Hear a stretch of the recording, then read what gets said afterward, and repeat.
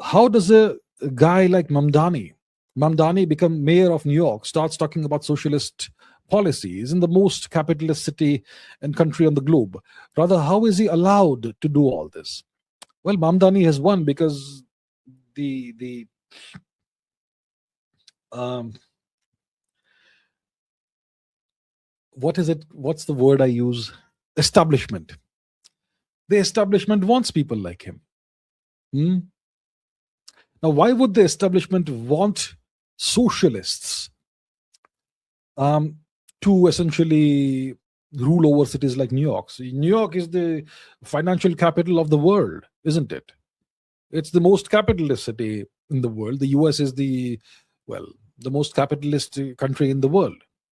And you have people like Mamdani and various other Alexandria Ocasio Cortez and Ilhan Omar, all these lefties, socialists who are now increasingly in positions of power.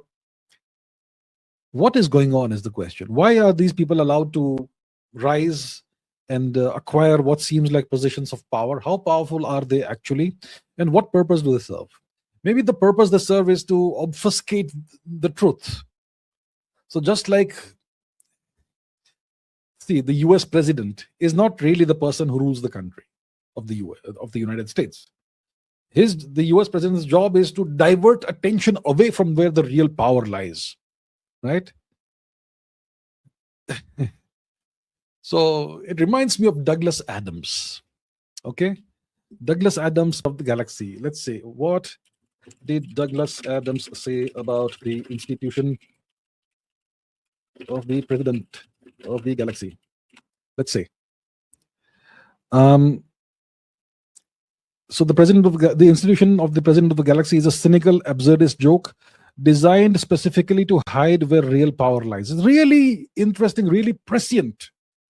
So this is a science fiction book. It's a really funny science fiction book, and yet it's still so relevant today. Yeah, it is kind of, in a sense, a commentary on today's world. So according to the guide, the president of the Galaxy is merely a figurehead with no real power whatsoever. The actual job is not to lead, but to draw attention away from the real power holders. Only 6 people in the Galaxy knew that the job of the galactic president was not to wield power, but to attract attention away from it. Qualifications for the role. The position does not require leadership skills, but rather a capacity for finely judged outrage. It's designed to be a controversial and infuriating role. Anyone who is actually really capable of getting themselves made president should on no account be allowed to do the job.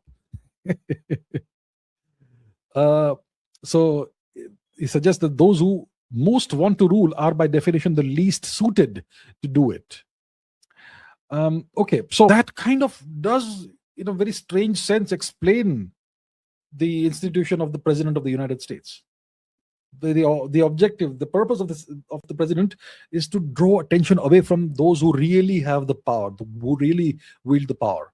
And similarly, when it comes to lower levels like Mamdani and mayors of cities and all, once again, possibly the purpose of these people is to draw attention away from where the real power lies.